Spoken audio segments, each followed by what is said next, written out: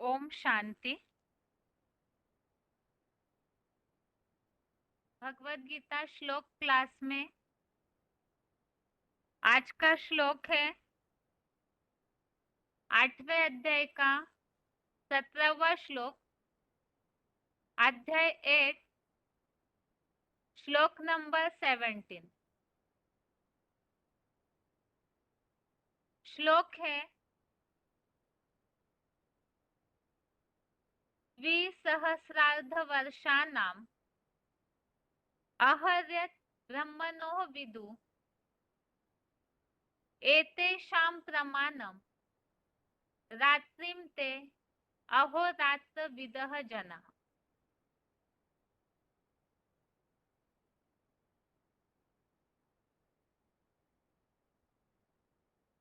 श्लोक दोबारा, द्विसहस्रार्धवर्षाणाम् अहर्यत् ब्रह्मणो विदु एतेषां प्रमाणं रात्रिं तेहोरात्र विदो जनाः। श्लोक का संधि विच्छेद है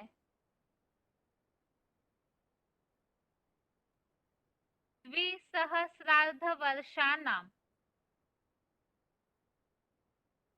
अह यत् ब्रह्मणः विदुः एतेषां प्रमाणं रात्रिं ते अहोरात्रविदः जनाः।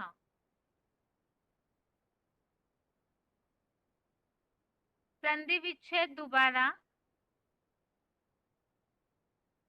द्विसहस्रार्धवर्षाणाम् अह यत् ब्रह्मणः विदुः एतेषां प्रमाणं रात्रिं ते अहोरात्रविदः जनाः। शब्दों के अर्थ है ब्रह्मणः अर्थात ब्रह्मा का, अह अर्थात दिन, द्विसहस्रार्धवर्षाणाम् अर्थात 2500 वर्षों का है, एतेषां अर्थात इतने ही, प्रमाणम अर्थात प्रमाण की, रात्रिम अर्थात रात्रि है, यत् अर्थात ऐसा जो, विदुः अर्थात जानते हैं, ते अर्थात वे, जनाः अर्थात ब्राह्मण जन, अहोरात्र विदः अर्थात दिन और रात्रि के जानकार हैं। शब्दों के अर्थ दोबारा, ब्रह्मणः अर्थात ब्रह्मा का, अह अर्थात दिन, द्विसहस्रार्धवर्षाणाम् अर्थात 2500 वर्षों का है,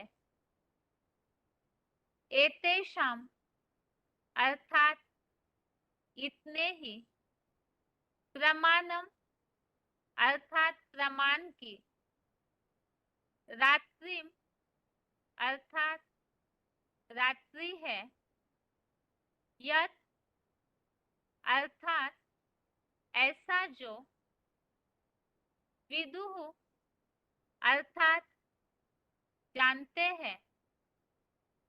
ते अर्थात वे। जनः अर्थात ब्राह्मण जन। अहोरात्रविदः अर्थात दिन और रात्रि के जानकार हैं। श्लोक का अर्थ है, ब्रह्मा का दिन 2500 वर्षों का है। इतने ही प्रमाण की रात्रि है। ऐसा जो जानते हैं वे ब्राह्मण जन दिन और रात्रि के जानकार हैं।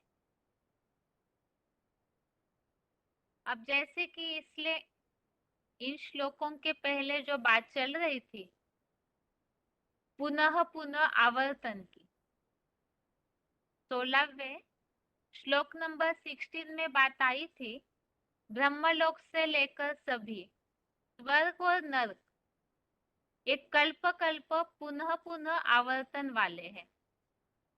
तो ये आवर्तन अर्थात ये जो चक्र है सृष्टि का, वो किस तरह से चलता है या हूबहू ये रिपीट होता है, तो वो एक कल्प किस तरह चलता है उसके बारे में इस श्लोक नंबर 17 में 17वें श्लोक में ये बात बताई है कि ब्रह्मा का दिन 2500 वर्षों का है और इतने ही प्रमाण की, अर्थात जैसे दिन 2500 वर्ष का वैसे ही इतने ही प्रमाण की रात्रि भी है। और जो इस बात को जानते हैं वो ब्राह्मण जन दिन और रात्रि के जानकार है। तो कौन जानते हैं और ये ब्रह्मा का दिन और रात, इसके बारे में क्लैरिफिकेशन वाले अर्थ में बातें बताई है। तो क्लैरिफिकेशन सहित अर्थ है,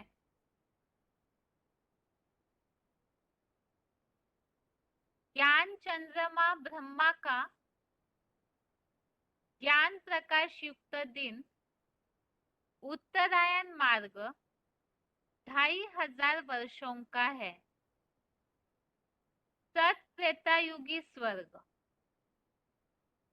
और इतने ही प्रमाण अर्थात 2500 वर्ष की द्वापर कलयुगी नारकीय विधर्मियों वाली रात्रि है।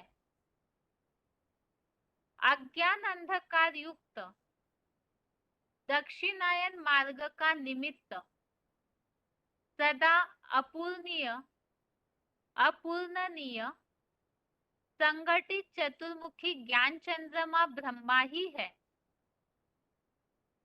इसके लिए ही इस 8वें अध्याय में ही आगे के श्लोकों में और भी डिटेल बातें बताई है जो हम आगे पढ़ेंगे ही। और श्लोक नंबर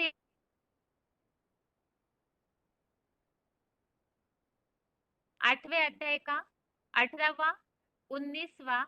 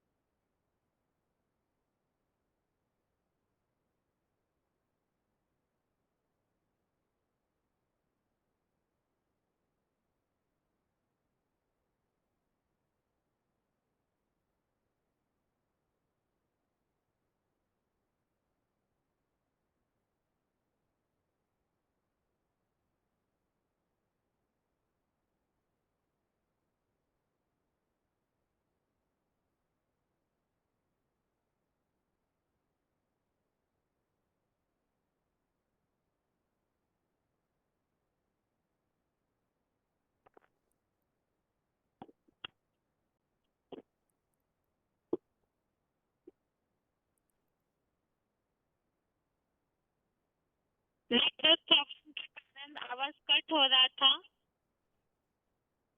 इसलिए डिस्कनेक्ट किया है। बात चल रही थी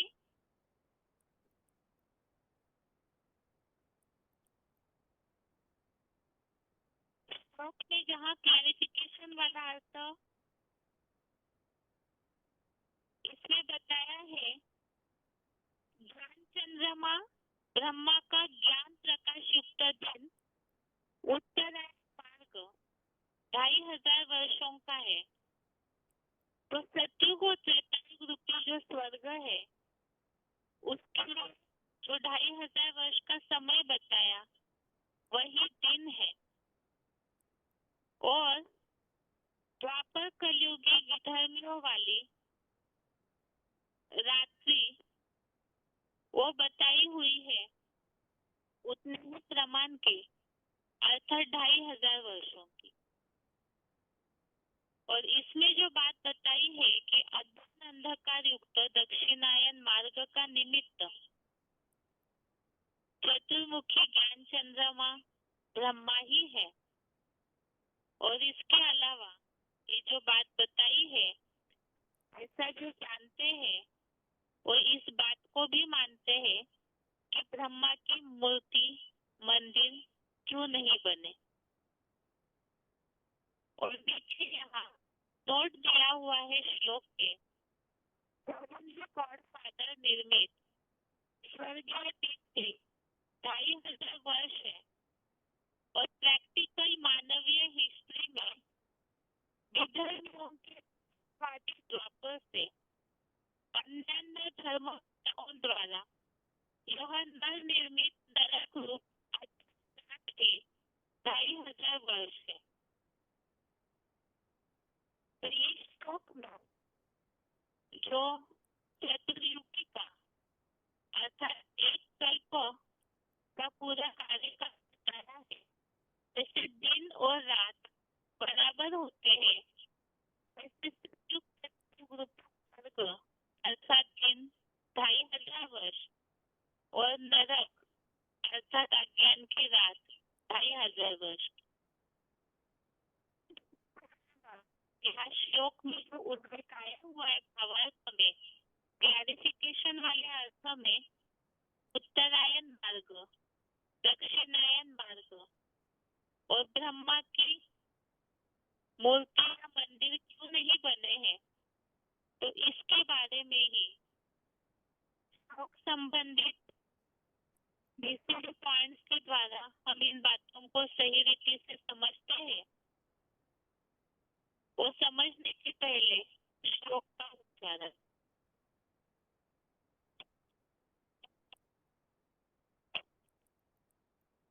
सहस्रयुग पर्यन्तम् आहर्यत् ब्रह्मणो विदुः रात्रिं युग सहस्रान्तां देहोरात्रविदो जना। ज्ञान चंद्रमा ब्रह्मा का ज्ञान प्रकाशयुक्त दिन उत्तरायण मार्ग 2500 वर्षों का सत्रेतायुगी स्वर्ग और इतने ही प्रमाण 2500 वर्ष की द्वापर कलियुगी नारकीय विधर्मियों वाली रात्रि है। अज्ञानांधकार युक्त दक्षिणायन मार्ग का निमित्त सदा अपूर्णनीय संगठित चतुर्मुखी ज्ञान चंद्रमा ब्रह्मा ही है। देखिए गीता के 8वें अध्याय का 18, 19, 24, 25वां श्लोक। ऐसा जो जानते हैं वे ही मानते हैं कि ब्रह्मा की याद मूर्ति मंदिर क्यों नहीं बने। एडवांस ब्राह्मण जन भोगी ब्रह्मा के यथार्थ दिन और रात्रि के जानकार हैं। हेवनली गॉडफादर निर्मित स्वर्गीय दिन भी 2500 वर्ष और प्रैक्टिकल मानवीय हिस्ट्री में विधर्मियों के द्वैतवादी द्वापुर से अन्यान्य धर्म पिताओं द्वारा इस नर निर्मित नरक रूप अज्ञान रात भी 2500 वर्ष है।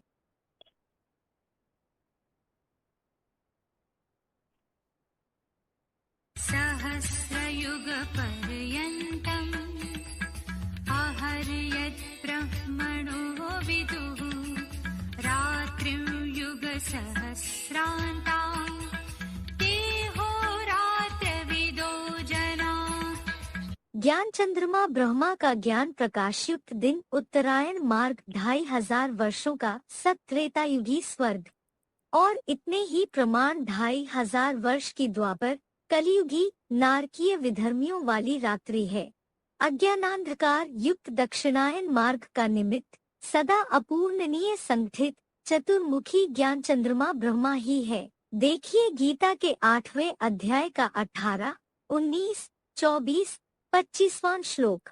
ऐसा जो जानते हैं वे ही मानते हैं कि ब्रह्मा की याद मूर्ति मंदिर क्यों नहीं बने। एडवांस ब्राह्मणजन भोगी ब्रह्मा के यथार्थ दिन और रात्रि के जानकार हैं। हेवनली गॉडफादर निर्मित स्वर्गीय दिन भी 2500 वर्ष और प्रैक्टिकल मानवीय हिस्ट्री में विधर्मियों के द्वैतवादी द्वापुर से अन्यान्य धर्म पिताओं द्वारा इस नर निर्मित नरक रूप अज्ञान रात भी 2500 वर्ष है।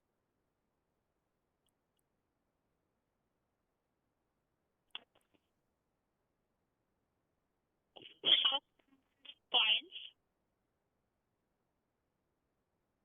इसीलिए नंबर 2488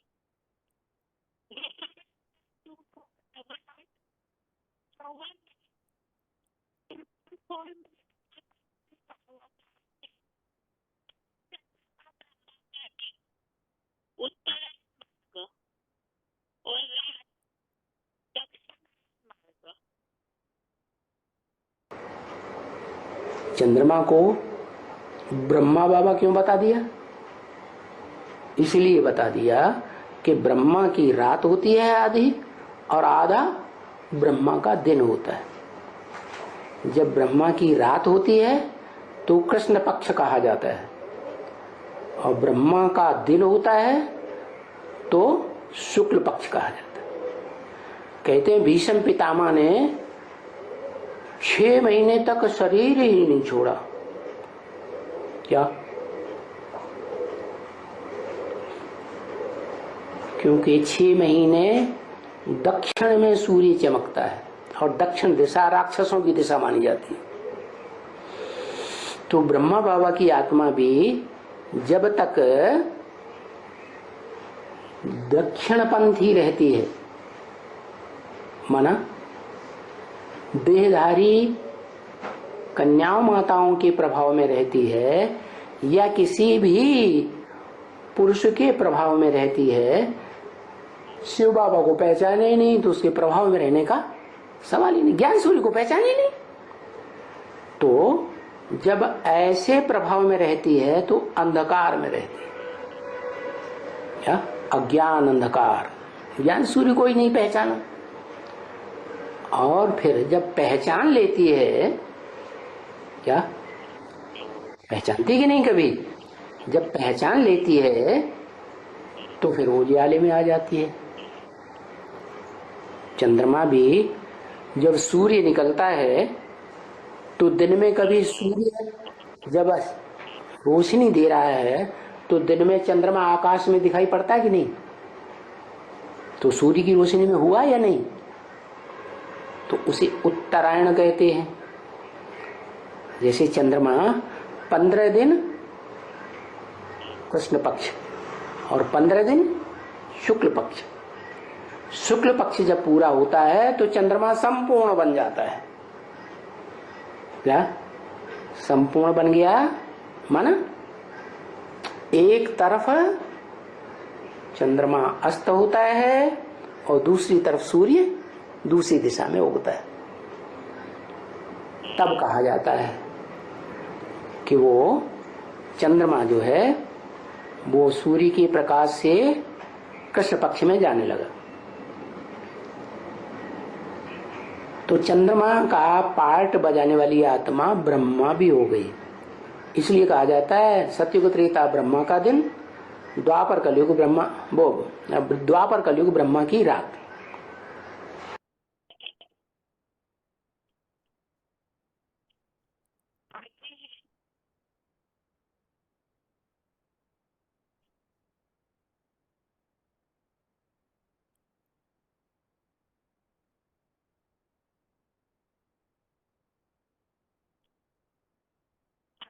पॉइंट है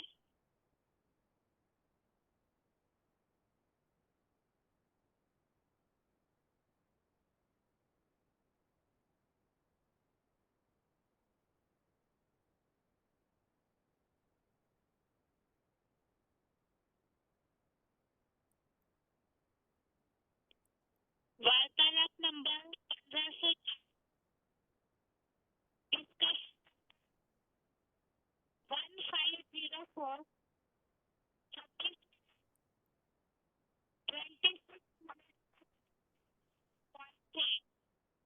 ब्रह्मा का दिन स्वर्ग 2500 वर्ष अर्थात नर्क।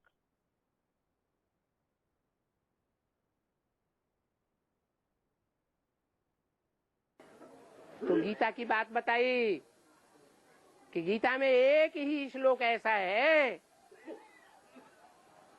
जो षष्ठी चक्र के ड्यूरेशन को मटिया मेट कर देता है।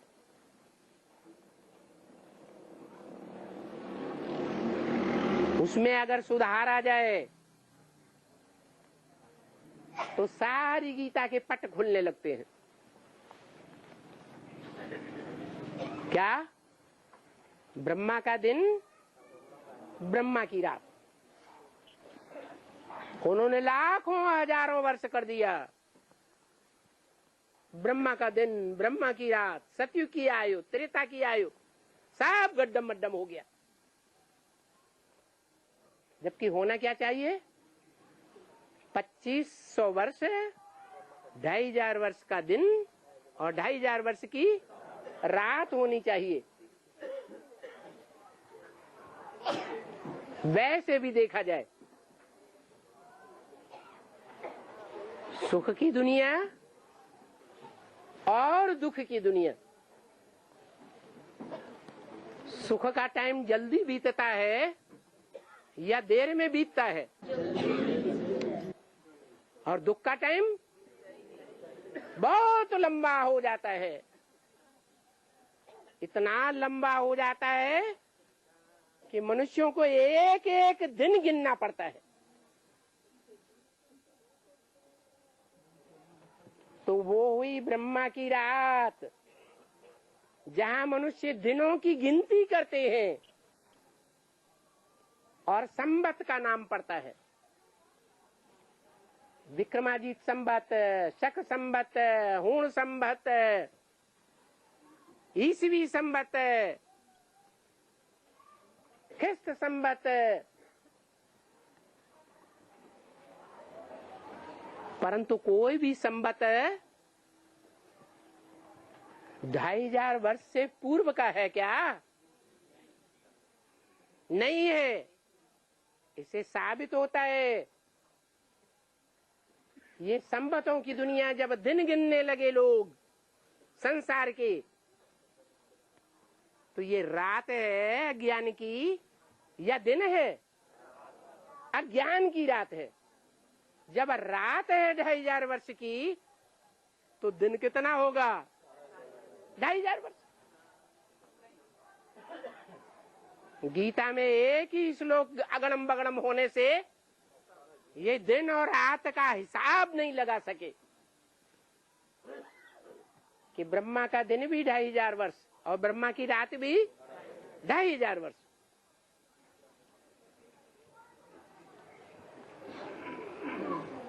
तो सारी बात उल्टी पलटी हो जाती है।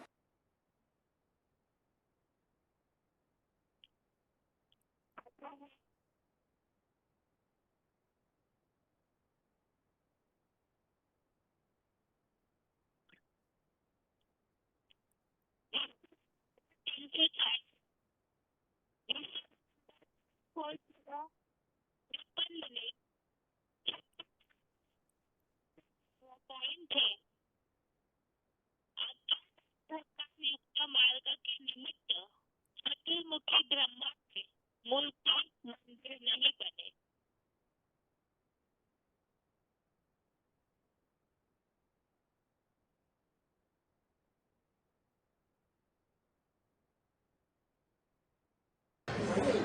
ब्रह्मा अपनी रात को दिन बनाने वाला है।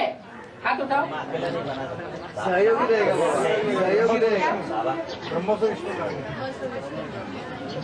अरे सीधी सी बात है, जिसकी रात होती है, इसमें अज्ञान की रात पहले ही भरी हुई है, वो कैसे दिन बनाएगा?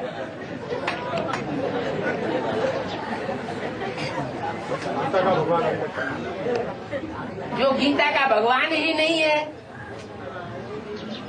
तो गीता का भगवान न होने के कारण वो दिन नहीं बना सकता। अज्ञान रूपी रात को दिन बनाने वाला एक ही भगवान है, ब्रह्मा नहीं है, विष्णु भी नहीं है। कौन है? प्रजापिता। तो प्रजापिता जब तक प्रजापिता के रूप में प्रत्यक्ष न हो,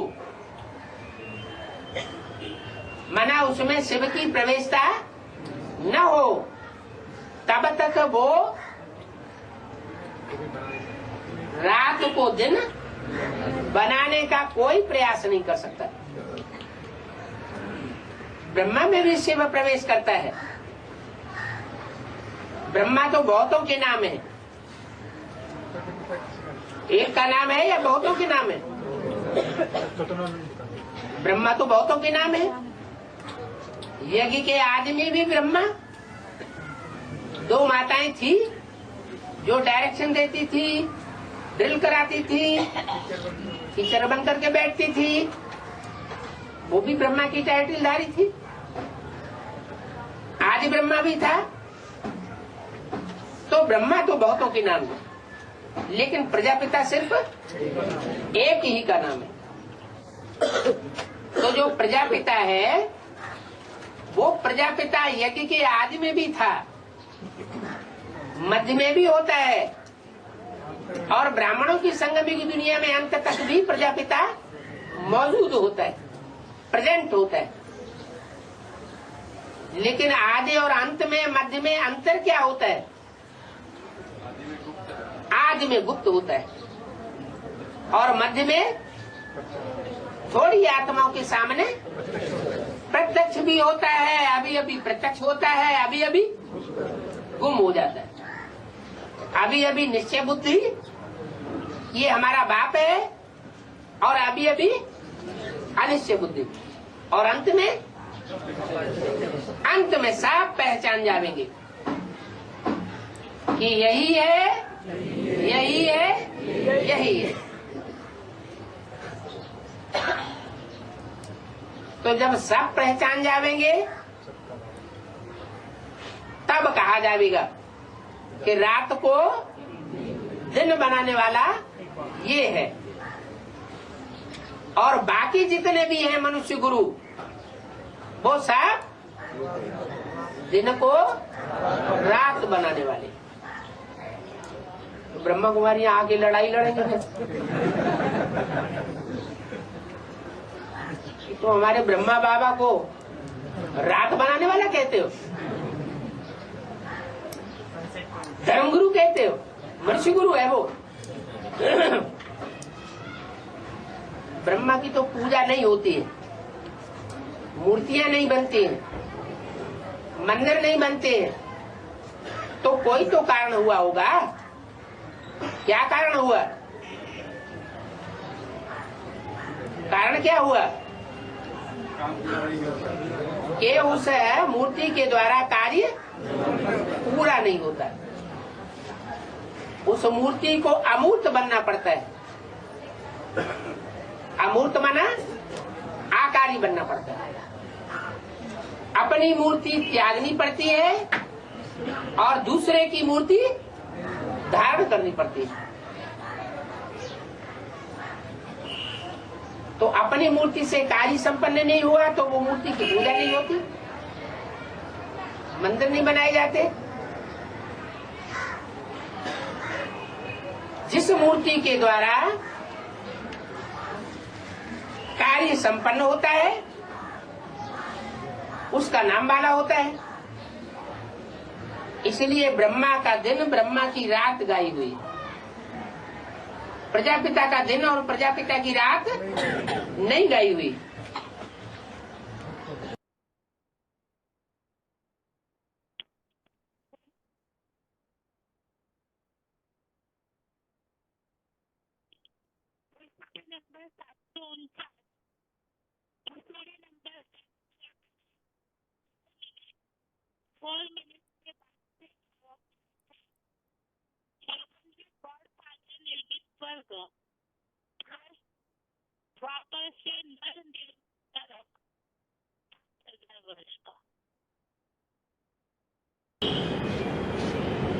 कि तुम जानते हो कि 5000 वर्ष पहले जो हुआ था वो सब अब फिर से रिपीट होना है।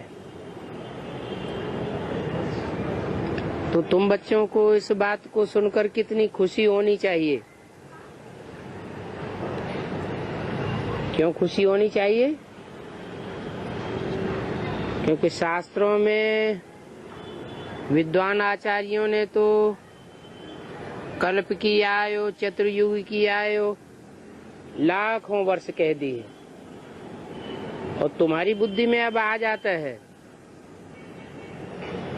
कि 2500 वर्ष की तो सिर्फ हिस्ट्री मिलती है। हिस्ट्री कहा जाता है जिसके प्रूफ और प्रमाण मिलते हो मनुष्यों को, और 2500 वर्ष की हिस्ट्री मिलती ही नहीं। जो हिस्ट्री नहीं मिलती है वो है ईश्वरीय राज्य, दैवीय राज्य, और जिसकी हिस्ट्री मिलती है वो है आसुरी मनुष्यों का राज्य। जब से इब्राहिम, बुद्ध, क्राइस्ट, गुरु नानक आए तब से ये मानवीय सृष्टि, मनुष्य गुरुओं की सृष्टि में दुख का राज्य शुरू हुआ। उस दुख के राज्य की हिस्ट्री मिलती है, लेकिन ईश्वर ने आकर के जो स्वर्ग का राज्य स्थापन किया था उसकी कोई हिस्ट्री नहीं मिलती। जैसे दिन और रात बराबर बराबर होते हैं, आधा समय दिन और आधा समय रात होती है, ऐसे ही ये ज्ञान का सवेरा 2500 वर्ष चलता है। जैसे ज्ञान का दिन कहें, और 2500 वर्ष अज्ञान की रात चलती है। इस तरह टोटल मिलकर के 4 युगों में 5000 वर्ष की सृष्टि है। मोहनजोदड़ो हड़प्पा की जो खुदाई हुई थी उसमें भी जो पुरानी पुरानी चीजें मिली है वो 5000 वर्ष पुरानी से ज्यादा कोई चीज नहीं मिली। महाभारत युद्ध के लिए भी कहते हैं आज से 5000 वर्ष पहले महाभारत युद्ध हुआ। भगवान आया था और भगवान ने आकर के गीता ज्ञान सुनाया। उसे गीता ज्ञान सुन करके पांडवों ने स्वर्गारोहण किया।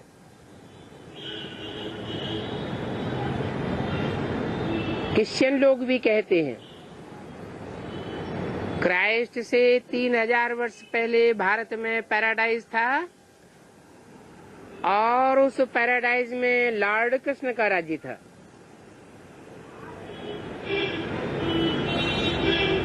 तो शास्त्रों में ये लाखों वर्ष कैसे कह दिया?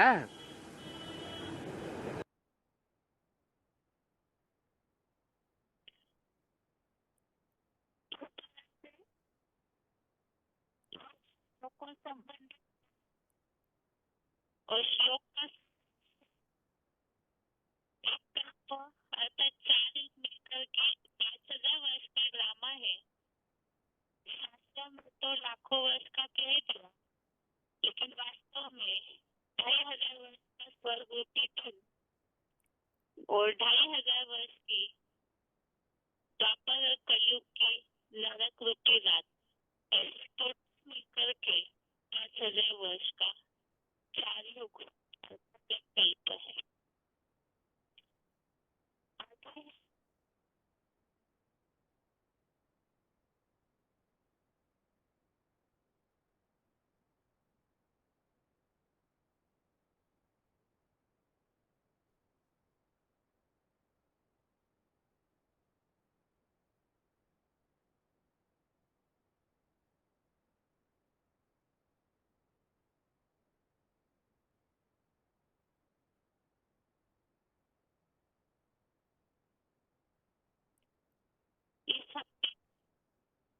समाज श्लोक टेस्ट के हिसाब से श्लोकों के रिवीजन और श्लोक नंबर है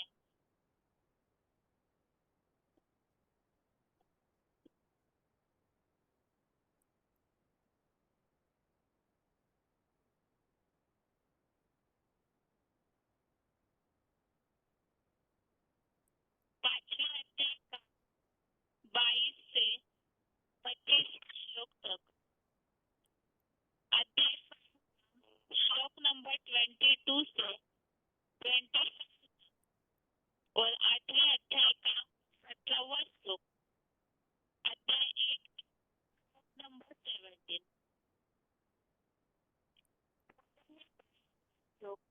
श्लोक नंबर 22।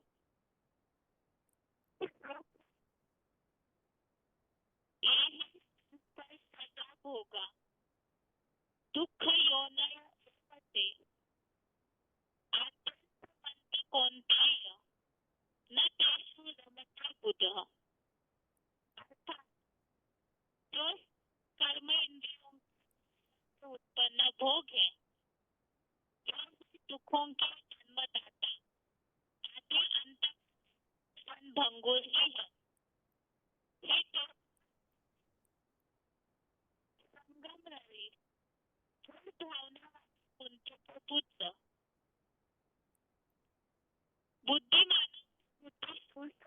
बुद्धिमान लोग उन भ्रष्ट कर्मंत्रियों के रमन नहीं करते। जैसे कि अतीन्द्रिय सुख का और अतीन्द्रिय सुख की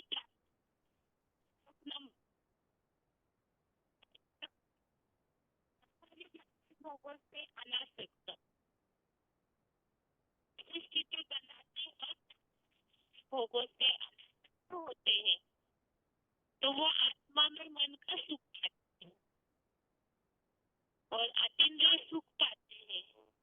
उस सुख में और कर्म इंद्रियों के उत्पन्न भोग है। स्पष्टीकरण दिया कर्म इंद्रियों के उत्पन्न भोग। तो कर्म इंद्रियों से जो भी कर्म करते हैं विषयों, तो वो जो भोग है वो दुखों के जन्मदाता है और उसका जो सुख है वो आदि अंत भंगुर वाले हैं और बाकी तो दुखों के निर्मित है। और बुद्धिमान लोग जो बुद्धिमानों की बुद्धि शिव से लगे ऐसे बुद्धिमान लोग हैं वो भ्रष्ट कर्म इंद्रियों के में रमन नहीं करते अर्थात उन बातों में अपनी बुद्धि बंधन में नहीं आते।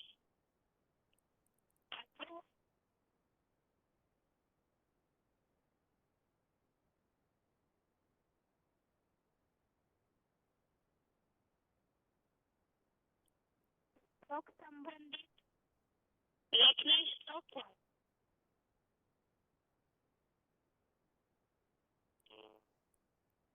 श्लोक नंबर 22 संबंधित रचना श्लोक है।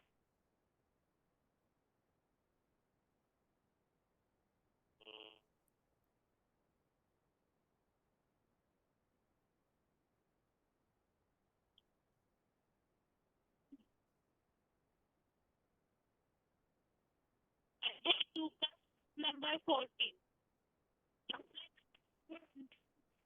तो सुख दुख बात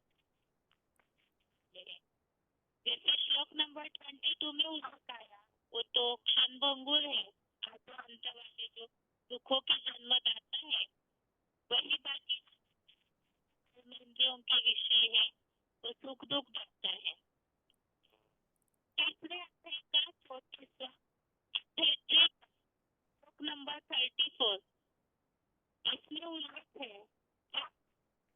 राग और द्वेष उन विशेष भोगों में होता है और जैसे दोनों भी साथ है तो उसका वश में ना है। जो 22 श्लोक में उनका कहा हुआ है कि बुद्धिमान लोग उसमें रमन नहीं करते हैं। अगला रेफरेंस श्लोक अध्याय श्लोक नंबर 38 इसमें उल्लेख है जहाँ सब इंद्रियों से भोगों की जो मायावी सुख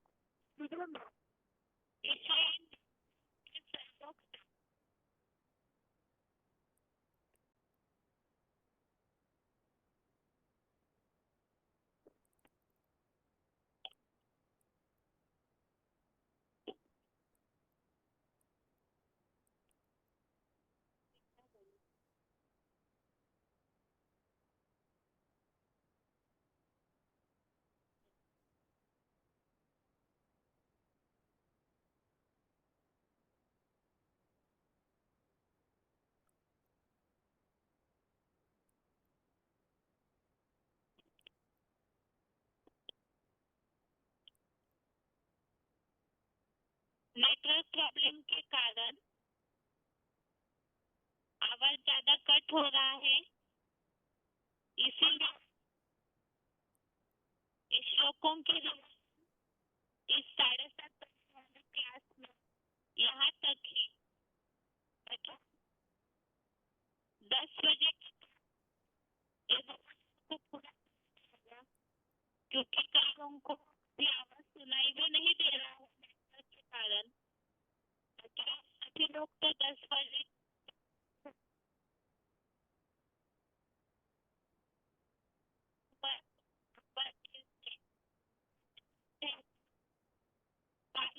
श्लोक से 25 श्लोक तक अध्याय 5 का श्लोक नंबर 22 और